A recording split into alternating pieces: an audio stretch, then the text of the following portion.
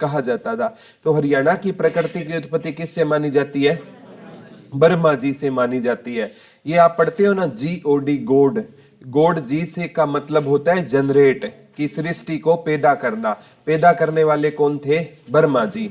ओ से होता है ऑर्गेनाइजर, जो सृष्टि का पालन पोषण करते हैं, वो कौन करते हैं? भगवान विष्णु। डी से होता है डिस्ट्रॉय, जो सृष्टि का विनाश भी कर सकते हैं। तो वो वैसे तो भगवान से बहुत बोले हैं, लेकिन तीसरा नेत्र खुल जाए तो सृष्टि का क्या हो सकता है? विनाश। पुराने टाइम में हर एक देवता को एक अलग अलग जिम्मेवारी, जैसे विश्वकर्मा जी महाराज को सौंपा गया था कि देवताओं के क्या बनाने हैं? घर बनाने हैं। ठीक है, ये हर एक देवता को, कुबेर को धन का क्या कहा जाता था? देवता। शनि महाराज को न्याय का क्या कहा जाता था? देवता। हर एक देवता को क्या थी? एक अलग जिम्मेवारी। तो GOD ये समझना। तो प्रकृति की उत्पत्ति किस देवता से मानी जाती है? ब्रह्मा वर्त, जो ब्रह्मा जी से मानी जाती है। इसीलिए हरियाणा को भी पुराने टाइम में क्या कहा जाता था? ब्रह्मावर्त, ब्रह्म ऋषि प्रदेश, ब्रह्मा जी की उत्तर वेदिका। एक बार आया, हरियाणा का सबसे पुराना वर्णन हमें कहां पर मिलता है? तो हरियाणा का सबसे पुराना वर्णन है ना, एक ग्रंथ है बेटा, चाहवण ग्रंथ में मिलता है। ये क्वेश्चन HSSC ने सबसे ज्यादा बार पूछा है, हरियाणा का सबसे पुराना वर्णन किस ग्रंथ में मिलता है? ये तो डबल अंडरलाइन करके लिख लो, हरियाणा का सबसे पुराना वर्णन किस ग्रंथ में मिलता है? चाहवण ग्रंथ में मिलता है।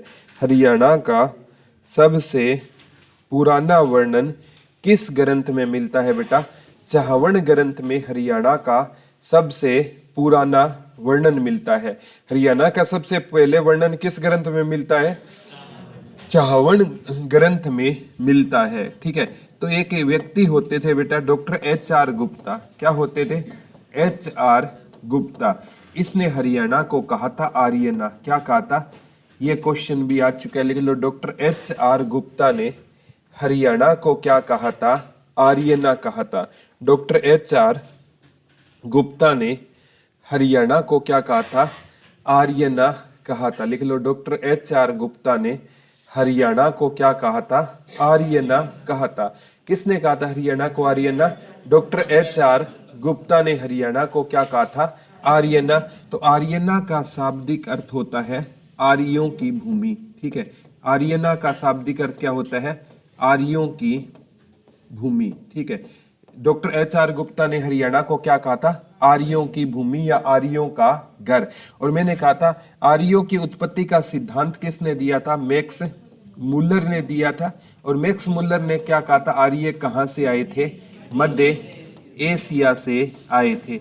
और आर्य का अर्थ क्या होता है बेटा? संस्कृत का शब्द है, इसका अर्थ होता है सर्वश्रेष्ठ या श्रेष्ठ होता है। आर्य अलग अलग इतिहासकारों ने अलग अलग बातें बताई। स्वामी दयानंद सरस्वती कहते थे आर्य तिब्बत से आए थे। ठीक है, और बाल गंगाधर तिलक कहते थे आर्य सुमेरु पर्वत से आए थे या आर्कटिक प्रदेश से आए थे। लेकिन मैक्स मुल्लर ने क्या कहा था? आर्य कहां से आए थे? मध्य एशिया से आए थे। ठीक है, तो डॉक्टर HR गुप्ता ने हरियाणा को क्या कहा था? आर्यना या आर्यना, आर्यों की भूमि या आर्यों का घर हरियाणा को कहा जाता है। और लिख लो, आर्यों ने हरियाणा को क्या कहा था? करवाया था देवभूमि। लिख लो, आर्यों ने हरियाणा को क्या कहा था?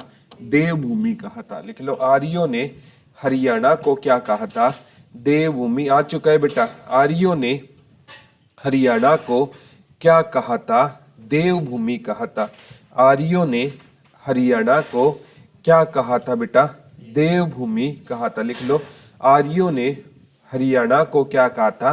देवभूमि कहा था। आर्यों ने हरियाणा को क्या कहा था बेटा? देवभूमि। और मैक्स मुल्लर ने क्या कहा था? मतलब आर्य कहां से आए थे? मध्य एशिया। आर्य का अर्थ क्या होता है? श्रेष्ठ। आर्यों ने हरियाणा को क्या कहा था? देवभूमि कहा था। याद रह जाएगा ना? ठीक है, अब सबसे इंपॉर्टेंट है, जैसे एक व्यक्ति होते थे, ठीक है, GC अवस्थी। कौन होते थे? GC अवस्थी। इसने हरियाणा को कहा था ऋग्वेद से उत्पन्न। लिख लो, ऋग्वेद से उत्पन्न। GC अवस्थी ने, लिख लो, हरियाणा को क्या कहा था? ऋग्वेद से उत्पन्न कहा था। GC अवस्थी ने, लिख लो, GC अवस्थी ने हरियाणा को क्या कहा था? आ चुका है बेटा, GC अवस्थी ने हरियाणा को क्या कहा था? ऋग्वेद से उत्पन्न कहा था। जीसी अवस्थी ने क्या कहा था? हरियाणा की उत्पत्ति किससे हुई है? ऋग्वेद से हुई है। और ऋग्वेद में हरियाणा को रज हरियाणे कहा जाता था। ऋग्वेद में हरियाणा को क्या कहा जाता था बेटा? हरियाणा को रज हरियाणे के नाम से जाना जाता था। ऋग्वेद में हरियाणा का नाम क्या था बेटा? रज हरियाणे था। ठीक है। जीसी अवस्थी ने क्या कहा था? हरियाणा की उत्पत्ति किस वेद से हुई है? ऋग्वेद से हुई है। और ऋग्वेद में हरियाणा को क्या कहा था? रज हरियाणे कहा जाता है। ऋग्वेद में हरियाणा को क्या कहा जाता है? रज हरियाणे कहा जाता है। ठीक है। लिख लो नानक चंद शर्मा, इसने हरियाणा को क्या कहा था? नानक चंद शर्मा आयनिक। लिख लो नानक चंद शर्मा ने हरियाणा को क्या कहा था? आयनिक कहा था। लिख लो नानक चंद शर्मा ने हरियाणा को क्या कहा था? आयनिक कहा था। नानक चंद शर्मा ने हरियाणा को क्या कहा था? आयनिक कहा था। लिख लो नानक चंद शर्मा ने हरियाणा को किस नाम से कहकर संबोधित किया था? आयनिक। आयनिक हरियाणा को किसने कहा था? नानक चंद शर्मा ने हरियाणा को क्या कहा था? आयनिक कहा था। किसने आयनिक कहा था? नानक चंद शर्मा ने हरियाणा को क्या कहा था? आयनिक कहा। जीसी अवस्थी ने हरियाणा को क्या कहा था? ऋग्वेद से उत्पन्न कहा था। ठीक है। जीसी अवस्थी ने क्या कहा था? ऋग्वेद से उत्पन्न कहा था। ठीक है। लिख लो यदुनाथ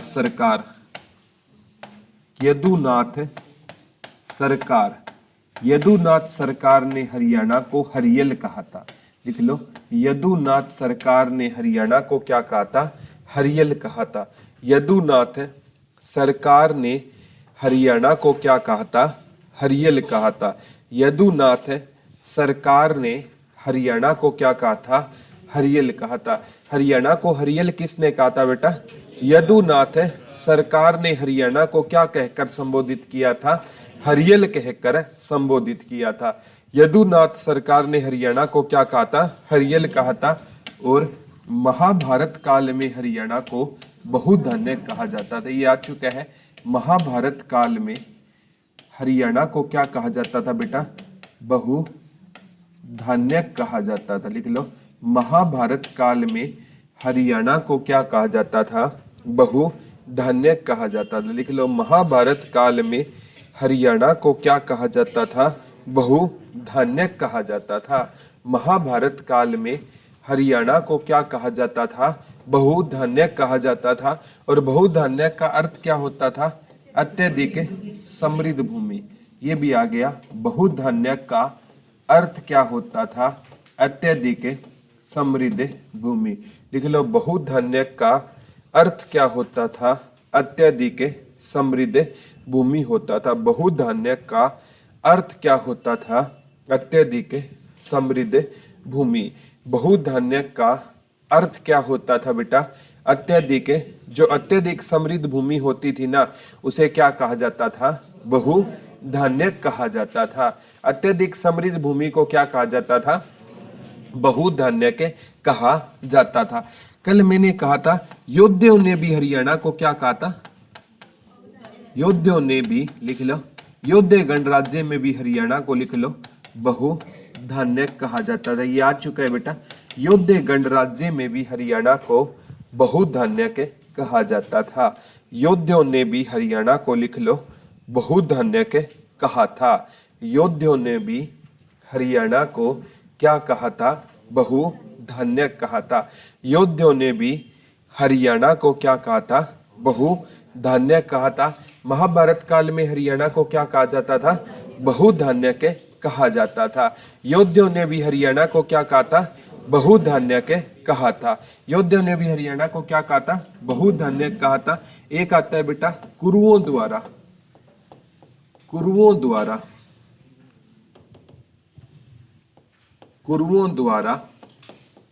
उपजाई गई भूमि क्या कहलाई? आदि रूपा कहलाई थी। ठीक है। कुरुओं द्वारा उपजाई गई भूमि क्या कहलाई थी, आदि रूपा कहलाई थी। लिख लो, कुरुओं द्वारा उपजाई गई भूमि क्या कहलाती थी, आदि रूपा कहलाती थी। कुरुओं द्वारा, ये आ चुका है बेटा, कुरुओं द्वारा उपजाई गई भूमि क्या कहलाती थी, आदि रूपा कहलाती थी।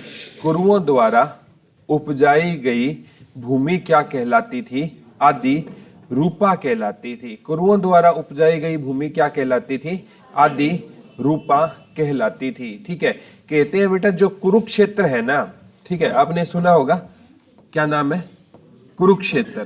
ठीक है, ये मान्यता है कि ये राजा कुरु ने बसाया था। इसको किसने बसाया था, राजा कुरु ने कुरुक्षेत्र को बसाने का काम किया। इसीलिए एक बार क्वेश्चन आया कि जो ब्रह्म सरोवर है ना, ब्रह्म सरोवर का निर्माण किसने करवाया। तो इसमें दो मान्यता है बेटा। ब्रह्म सरोवर में एक मान्यता है कि इसका निर्माण ब्रह्मा जी ने करवाया। किसने करवाया, ब्रह्मा जी और माता सरस्वती जी के द्वारा इसका क्या करवाया गया, निर्माण।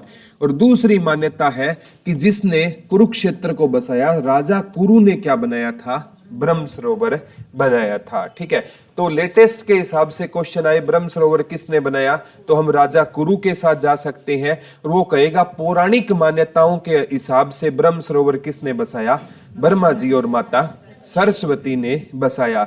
जो ब्रह्म सरोवर है ना बेटा, ये एशिया का एकमात्र ऐसा सरोवर है जो चारों ओर से पक्की ईंटों का बना है।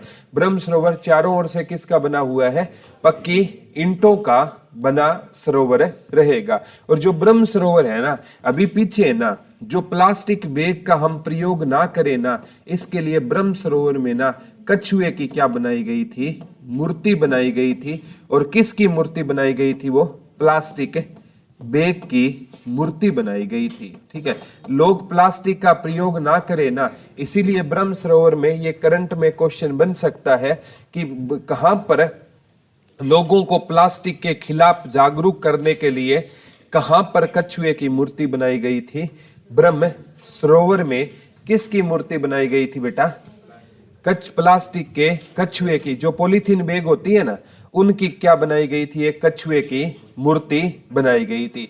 जो प्लास्टिक बैग है ना बेटा, ये नॉन बायोडिग्रेडेबल है। ठीक है, साइंस में आपने एक कंसेप्ट सुना होगा, ये कभी गलते नहीं है। हमें कभी भी बेटा ये सिंगल यूज प्लास्टिक का प्रयोग नहीं करना चाहिए। ये जो आप सब्जी वगैरह लाते हो ना, इसे बोलते हैं सिंगल यूज प्लास्टिक। हमने यूज किया और फेंक दिया। और बेटा आप है ना, किसी भी खेत में डाल देना, प्लास्टिक है ना, जहां पर रहेगा ना, वहां पर कोई अनाज नहीं उगेगा।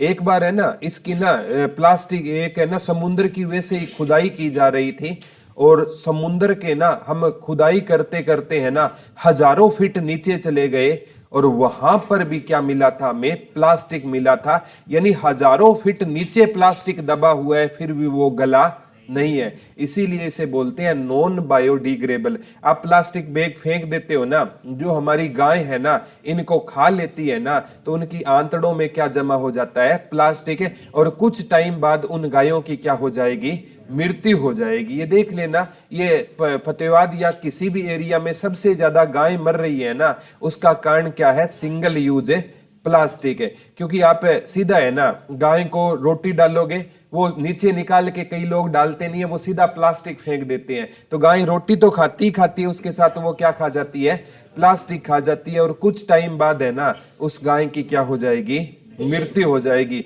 तो सिंगल यूज प्लास्टिक का प्रयोग तो हमें कम से कम करना चाहिए। ठीक है, ये इको फ्रेंडली नहीं है। एक बार फतेहाबाद में भी प्लास्टिक बैन किया गया था, लेकिन ये जो जैसे इजी डे वगैरह में बैग आते हैं ना, ठीक है, ये ऐसे बैग आते हैं, इनको पानी में आते ही अपने आप गल जाते हैं, लेकिन वो मुहिम कामयाब नहीं हो पाई। ठीक है, ये कामयाब तभी होगी जब सारे के सारे इसमें हमें सहयोग देंगे। ठीक है, आप घरों में ये सब्जियां लेकर जाओगे ना, हम बंद की बंद छोड़ देते हैं सब्जियों को, जाते ही ना घर इन सब्जियों को प्लास्टिक से निकाल कर गर्म पानी से हमें धोना चाहिए। और कभी भी उसको ना, हमारे तो 4-4 दिन तक बंद पड़ी रहती है, वो बहुत नुकसानदायक है। आज आपको समझ नहीं आ रहा, लेकिन एक दिन समझोगे। ठीक है, फायदा नहीं है हमारे, है ना, ये प्लास्टिक बैग का कम से कम प्रयोग करना चाहिए। ले जाता मैं भी हूं, इसमें कोई दो राय नहीं। आप सोचो सर कौन सा बैग रखते हैं, लेकिन जाते ही निकाल देते हैं, घर जाते ही ना निकाल देते हैं जो भी सामान हम प्लास्टिक में लेकर जाते हैं। तो कोशिश किया करो कम से कम इसका प्रयोग। तो प्लास्टिक बैग के लिए कहां पर, किस सरोवर में बनाई गई थी? कुरुक्षेत्र के ब्रह्म सरोवर में कछुए की क्या बनाई गई थी? मूर्ति बनाई गई थी। एक इतिहासकार थे, नाम था बाणभट्ट। बाणभट्ट ने ना, लिख लो, कुरुक्षेत्र को क्या कहा था? श्रीकंठ जनपद कहा था। लिख लो, बाणभट्ट ने कुरुक्षेत्र को क्या कहा था? श्रीकंठ जनपद कहा था। बाणभट्ट ने कुरुक्षेत्र को क्या कहा था? श्रीकंठ जनपद कहा था। लिख लो, बाणभट्ट ने कुरुक्षेत्र को क्या कहा था? श्रीकंठ जनपद कहा था। लिख लो, बाणभट्ट ने कुरुक्षेत्र को क्या कहकर संबोधित किया था बेटा? श्रीकंठ जनपद कहा था। किसने कुरुक्षेत्र को श्रीकंठ जनपद कहा था? बाणभट्ट ने कुरुक्षेत्र को क्या कहकर संबोधित किया था? श्रीकंठ जनपद कहकर संबोधित किया था। किसको संबोधित किया था? कुरुक्षेत्र को। और लिख लो, बाणभट्ट ने हरियाणा को भी श्रीकंठ जनपद कहा था।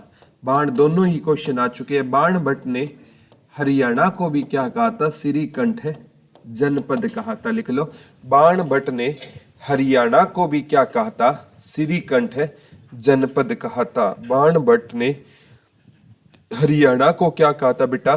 श्रीकंठ जनपद कहा था। बाणभट्ट ने कुरुक्षेत्र को क्या कहा था? श्रीकंठ जनपद कहा था। और बाणभट्ट ने हरियाणा को भी क्या कहा था? श्रीकंठ जनपद कहकर संबोधित किया। एक सकंद पुराण है बेटा। कौन सा पुराण है? कौन सा पुराण है? सकंद पुराण में ना कुरुक्षेत्र को, लिख लो, हरि क्षेत्र कहा गया था। सकंद पुराण में कुरुक्षेत्र को क्या कहा गया? हरि क्षेत्र। लिख लो, सकंद पुराण में कुरुक्षेत्र को क्या कहा गया था? हरि क्षेत्र कहा गया था। सकंद पुराण में कुरुक्षेत्र को क्या कहा गया था? हरि क्षेत्र कहा गया। लिख लो, सकंद पुराण में, किस पुराण में बेटा? सकंद पुराण में कुरुक्षेत्र को क्या कहा गया था?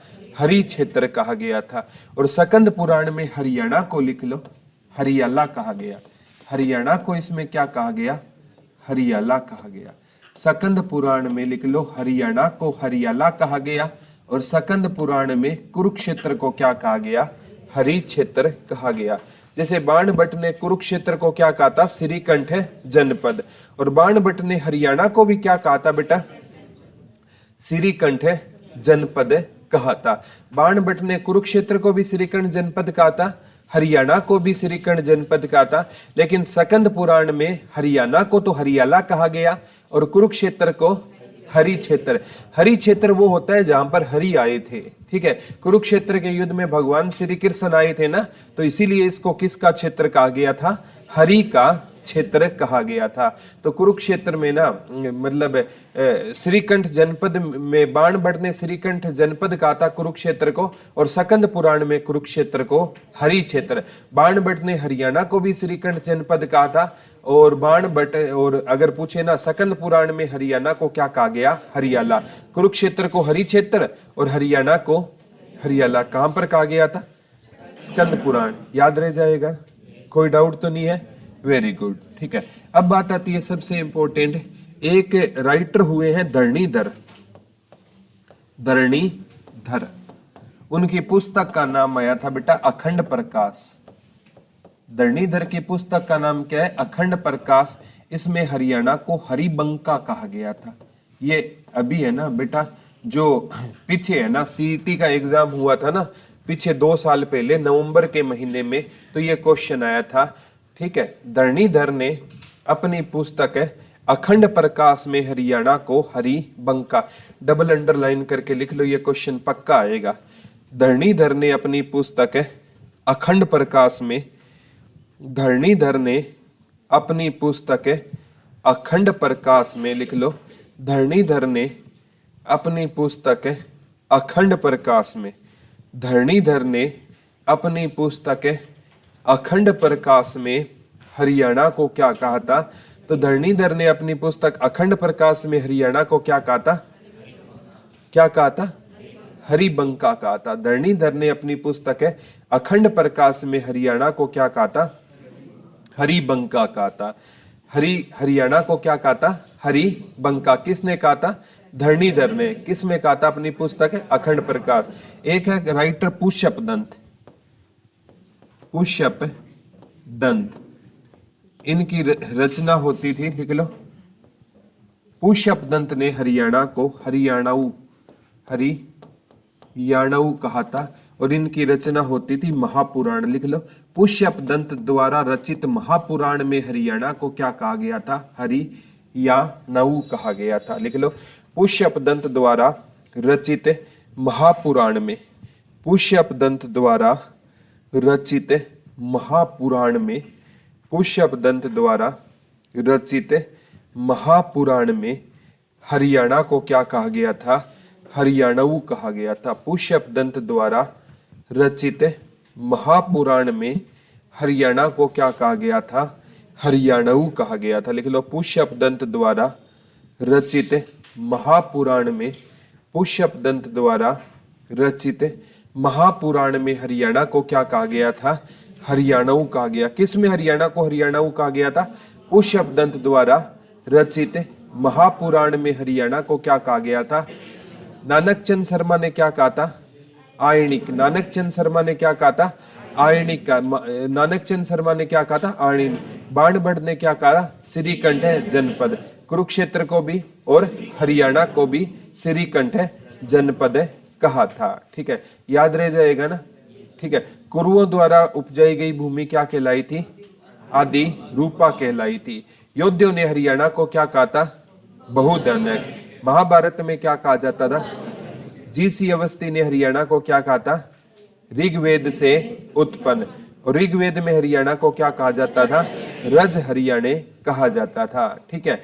और सबसे इंपॉर्टेंट है, जो बाणभट्ट ने हरियाणा को श्रीकंठ जनपद कहा था, सकंद पुराण में हरियाणा को हरियाला कहा जाता था, सकंद पुराण में कुरुक्षेत्र को हरि क्षेत्र के नाम से जाना जाता था। महाराज किरसन ने, लिख लो, महाराज किरसन ने हरियाणा को हरना कहा था। क्या कहा था? हरना, जिसका शाब्दिक अर्थ है लूटना, लिख लो। महाराज किरसन ने हरियाणा को क्या कहा था? हरना, लिख लो। महाराज किरसन ने हरियाणा को क्या कहा था? हरना कहा था, और जिसका शाब्दिक अर्थ क्या होता है? लूटना, ठीक है, लिख लो। महाराज किरसन ने हरियाणा को क्या कहा था? हरना कहा था, और हरना का जो शाब्दिक अर्थ होता है वो क्या होता है बेटा? लूटना। महाराज किरसन ने हरियाणा को क्या कहा था? हरना, और हरना का शाब्दिक अर्थ क्या होता है? लूटना होता है, ठीक है। और यदुनाथ सरकार ने हरियाणा को क्या कहा था? हरियल कहा था। यदुनाथ सरकार ने हरियाणा को क्या कहा था? हरियल कहा था, ठीक है। और सबसे इंपॉर्टेंट है, बाणभट्ट की हरचरित्र में हरियाणा को क्या कहा गया था? श्रीकंठ जनपद। सकंद पुराण में हरियाणा को क्या कहा गया था? हरियाला कहा गया था। यदुनाथ सरकार ने हरियल, सकंद पुराण में हरियाणा को हरियाला कहा गया था। महाराज किरसन ने हरियाणा को क्या कहा था? हरना। महाभारत काल में हरियाणा को बहुधन्य। योद्धियों ने भी हरियाणा को बहुधन्य। बहुधन्य का अर्थ क्या होता है? अत्यधिक समृद्ध भूमि। जिस भूमि में ना क्या ज्यादा होता है? अनाज ज्यादा होता है, उसे क्या कहा जाता है बेटा? बहुधन्य के कहा जाता है। जिस भूमि में अनाज ज्यादा होता है उसे क्या कहा जाएगा? बहुधन्य कहा था। नानक चंद शर्मा ने क्या कहा था? हरियाणा को आयणिक कहा था। क्या कहा था नानक चंद शर्मा ने? आयणिक कहा था। ये क्वेश्चन सारे के सारे एग्जाम में पूछे गए हैं। एक बार पूछा गया था, सकंद पुराण में हरियाला आया था, श्रीकंठ जनपद किसने? एक डॉक्टर बुद्ध प्रकाश ने अभिरियाणा, डॉक्टर बुद्ध प्रकाश अभिरियाणा, डॉक्टर बुद्ध प्रकाश अभिरियाणा, लिख लो। डॉक्टर बुद्ध प्रकाश ने हरियाणा को क्या कहा था? अभिरियाणा। डॉक्टर बुद्ध प्रकाश ने एक राहुल सांकृत्यान, ये भी आ गया, राहुल सांकृत्यान, इसने हरिधान्यक, बहुधान्यक नहीं कहा, इसने हरिधान्यक कहा है। लिख लो, राहुल सांकृत्यान ने हरियाणा को क्या कहा था? हरिधान्यक कहा था। लिख लो, राहुल सांकृत्यान ने हरियाणा को क्या कहा था? हरिधान्यक कहा था। राहुल सांकृत्यान ने हरियाणा को क्या कहा था? हरिधान्यक कहा था। आ चुका है बेटा, राहुल सांकृत्यान ने हरियाणा को क्या कहा था? हरिधान्यक कहा था। राहुल सांकृत्यान ने हरियाणा को क्या कहा था? हरिधान्यक कहा था। आर्यों ने हरियाणा को क्या कहा था? देवभूमि कहा था। आर्यों ने हरियाणा को क्या कहा था? देवभूमि किसने कहा था? आर्यों। हरियल किसने कहा था? यदुनाथ सरकार ने। यदुनाथ सरकार ने हरियाणा को क्या कहा था? हरियल कहा था। यदुनाथ सरकार ने हरियाणा को क्या कहा था? हरियल कहा था। ठीक है, आगामी एग्जाम में भी ये क्वेश्चन आ सकता है बेटा, यदुनाथ सरकार ने हरियाणा। ये राहुल सांकृत्यान वाला डबल अंडरलाइन कर लो, अभी रिसेंट में आया था। राहुल सांकृत्यान ने हरियाणा को हरिधान्यक कहा था। बहुधान्यक तो महाभारत काल में कहा जाता है, और राहुल सांकृत्यान ने हरियाणा को क्या कहा था? हरिधान्यक कहा था। क्या कहा था? हरिधान्यक कहा था। और डॉक्टर बुद्ध प्रकाश ने हरियाणा को क्या कहा था? अभिरियाणा कहा था। हरियाणा को क्या कहा था? हबिरियाणा कहा था। महाराज कृष्ण ने हरियाणा को क्या कहा था? हरना। हरना का शाब्दिक अर्थ क्या होता है? लूटना होता है। हरना का शाब्दिक अर्थ क्या होता है? लूटना होता है। हरियाणा की प्रकृति की उत्पत्ति किस देवता से मानी जाती है? ब्रह्मा जी से। पुराने टाइम में हरियाणा को क्या कहा जाता था? ब्रह्मावर्त, ब्रह्म ऋषि प्रदेश और ब्रह्मा जी की उत्तर वेदिका कहा जाता था। ठीक है, डॉक्टर बुद्ध प्रकाश ने हरियाणा को क्या कहा था? अभिरियाणा। यदुनाथ सरकार ने क्या कहा था?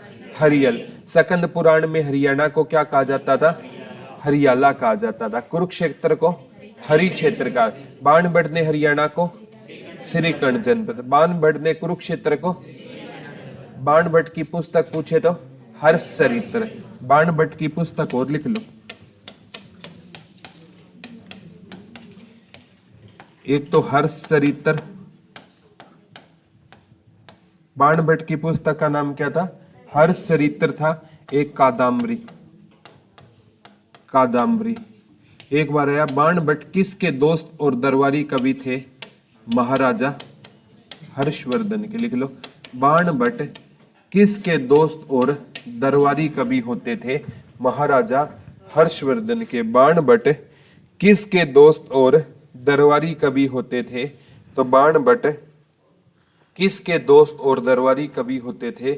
महाराजा हर्षवर्धन के। लिख लो, बाणभट्ट किसके दोस्त और दरबारी कवि होते थे? किसके होते थे बेटा? महाराजा हर्षवर्धन का दोस्त और दरबारी कवि कौन होता था? बाणभट्ट होता था। बाणभट्ट किसका दोस्त और दरबारी कवि होता था? महाराजा हर्षवर्धन का दोस्त भी था, और दरबारी कवि कौन होता था? बाणभट्ट। बाणभट्ट की रचना कौन सी थी? हर्षचरित्र। और इनकी रचना कौन सी थी? कादम्बरी। कादम्बरी और हर्षचरित्र किसकी रचना होती थी? बाणभट्ट की रचना होती थी। ठीक है, तो बाणभट्ट ने हरियाणा को क्या कहा था? श्रीकर्ण। कुरुक्षेत्र को भी क्या कहा था? किसने कहा था? बाणभट्ट। किसका दोस्त होता था? महाराजा हर्षवर्धन का। रचना पूछे तो कौन सी होती थी? हर्षचरित्र बाणभट्ट की क्या होती थी? रचना होती थी। याद रह जाएगा ना? कोई डाउट तो नहीं है? ठीक है, कम से कम है ना बेटा, जितना भी आप स्टडी करते हो ना, जब तक उसका आप रिवीजन नहीं लोगे ना, तो कोई उसका फायदा नहीं होगा। ठीक है, अभी है ना, वो एक साल की करंट अफेयर अगर आपने रिवीजन नहीं लिया ना, तो आपको लगेगा यार मैं वो एक साल की करंट अफेयर भूल गया। एक साल की करंट अफेयर पढ़ ली ना, आगे कोई मर्जी एग्जाम आएगा ना, कभी भी आएगा, तो आप इजीली उसको कर लोगे। अच्छे अच्छे नोट्स बनाया करो ताकि आपको समझ आ जाए। ठीक है, नोट्स लड़के तो कभी बनाते ही नहीं है। ठीक है, लड़कियां नीट एंड क्लीन नोट्स बनाती है। ठीक है, लड़कों को तो बस इसमें लिख लिया, वो लिख लिया, बोला जी यही नोट्स है हमारे तो। ठीक है, तो हमेशा है ना घर जाकर कोशिश किया करो बनाता मैं भी नहीं था, मैं भी आपकी तरह था, कोई इसमें दो राय नहीं है। लेकिन आज एहसास होता है कि नोट्स बनाना कितना ज्यादा जरूरी है। घर जाकर आप है ना उन चीजों को नई कॉपी में लिखोगे ना, फेयर कॉपी में, तो आपको आधी से ज्यादा चीजें याद है हो जाती है। जितना ज्यादा आप प्रैक्टिस करोगे ना उतनी चीजें याद। लोगों की बातों को तो दिल पर लगाना ही नहीं है, लोग क्या कहते हैं। आपको जिस दिन फर्क पड़ना लग गया ना उस दिन सोच लेना आपका पतन शुरू हो गया। ठीक है, एक दंपति हुआ करता था बेटा, उसने ना बहुत ज्यादा पैसे इकट्ठे कर रहा था। उनका एक सपना था कि उनको ना मतलब भारत छोड़कर विदेश जाना है। उन्होंने ना लाखों रुपए इकट्ठे किए। पहले भारत से विदेश जाने के लिए ना जो केवल एकमात्र साधन होता था समुद्री यात्रा होती थी। पुराने टाइम की बात है। उस संपत्ति ने ना उस टिकट के लिए ना लाखों रुपए की उस टाइम क्या लगती थी, टिकट लगती थी। अपना सारा घर बार उन्होंने ना गिरवी रख दिया और बोला यहां से हम कहां जाएंगे, विदेश जाएंगे। ठीक है, कहां जाएंगे, यहां से हमें विदेश जाएंगे। सारा का सारा पैसा गिरवी रख दिया और कहते हैं कि जिस दिन एक दिन पहले है ना विदेश जाने से पहले उस दंपति के छोटे बेटे को कुत्ते ने काट लिया। किसने काट लिया? कुत्ते ने काट लिया। क्योंकि उस शिप में बैठने से पहले मेडिकल होता था और मेडिकल में ना अगर किसी को ना कोई मतलब है, क्योंकि वहां से कम समुद्री रास्ता 15 दिन का तो होता ही होगा। ठीक है, और 15 दिन अगर मेडिकल ने किसी कुत्ते ने काटा तो उसका ट्रीटमेंट है चलेगा। तो उन्होंने अलाउ नहीं किया कि इस जहाज में आप नहीं जा सकते। तो वो दंपति की सारी टिकट तो हो चुकी थी, पूंजी कहां चली गई थी? उस जहाज के किराए में चली गई थी। और वो आते ही ना उस कुत्ते को ढूंढ रहे थे जिन्होंने उसके बेटे को काटा था। ठीक है, बड़े निराश थे। और अगले दिन क्या हुआ, उन्होंने अखबार में खबर सुनी कि जो जहाज है ना स्विट्जरलैंड के लिए जा रही थी वो पानी में बह गई। सारे के सारे नाविक उस जहाज में डूब गए, मारे गए। अब वो दोबारा उस कुत्ते को ढूंढ रहे थे। ठीक है यार, अगर वो ना काटता ना तो हम भी मारे जाते। तो कहने का मतलब है ये दुनिया है, आज आपको ताने देगी और कल को आपको ढूंढेगी। ठीक है, बोला यार वो है ना मैं कहता था और उसने तैयारी नहीं छोड़ी, आज आपको उस वे में ढूंढेगी और जॉब लगने के बाद आपको अलग वे में ढूंढेगी। तो दुनिया का काम है बेटा, आप अपना काम करते रहो और दुनिया को अपना काम करने दो। परमात्मा ने ना, कई कहते हैं परमात्मा ने जब लिख रखा है तो जॉब लिख रखी है तो मैं पढ़ूं क्यों। ठीक है, अरे परमात्मा ने लिख रखा है कि जॉब तब मिलेगी जब तू मेहनत करेगा। ठीक है, अगर मेहनत नहीं करेगा तो जॉब नहीं मिलेगी। ठीक है, तो देख लो बेटा, हाथ से पहले परमात्मा ने ना उंगलियां दी है। ठीक है, तो उंगलियां किसके लिए दी है? मेहनत करने के लिए दी है। तो अगर आप मेहनत नहीं करोगे ना तो कई बार है ना हम सोच लेते हैं कि फला पड़ोसी ने कह दिया ये बड़ा आईएएस बनेगा। ठीक है, कोई बात नहीं, कह दो कि मैं आईएएस बनूं ना बनूं लेकिन मैं जॉब जरूर लगूंगा और आपके आशीर्वाद से लगूंगा। उस दिन उसका पानी उतर जाएगा। वो आपको ताना दे रहा है, आप कह देना अंकल मैं आपके आशीर्वाद से जॉब जरूर लगूंगा। ये कहे किसी को ना मतलब कोई भी आपको ताना दे ना उसका पॉजिटिव रिस्पॉन्स देना है। ठीक है, कोई इंसान हारने के बाद मुस्कुराता है ना तो जीतने वाला खुशी भूल जाता है, ये गारंटी देता हूं। उसे लगेगा कि यार इसको हार कर भी कुछ फायदा हुआ होगा। ठीक है, तो एक जो आपकी मुस्कान है ना इसको हमेशा, कितने दुखी हो देखो, कौन दुनिया आपको खुश थोड़ी करेगी। ठीक है, जितने भी दुखी हो ना कोई सामने वाला मिले ना उससे मुस्कुरा कर मिलना चाहिए। ठीक है, आपका दुख केवल आप ही दूर कर सकते हो और कोई नहीं कर सकता बेटा। ठीक है, तो फिर कोई कर नहीं सकता तो रोना है तो परमात्मा के आगे बंद कमरे में रो लेना, सुनेगा तो वो सुनेगा और दुनिया तो सुनने वाली नहीं है। ठीक है, तो दुनिया के सामने रोने का कोई फायदा नहीं है। ठीक है, क्योंकि दुनिया है ना इनके पास बेटा क्या होता है, नमक होता है। ठीक है, उस घाव पर और नमक लगा देगी। आज वाला समझ आ गया? सीरियस हो गए सारे।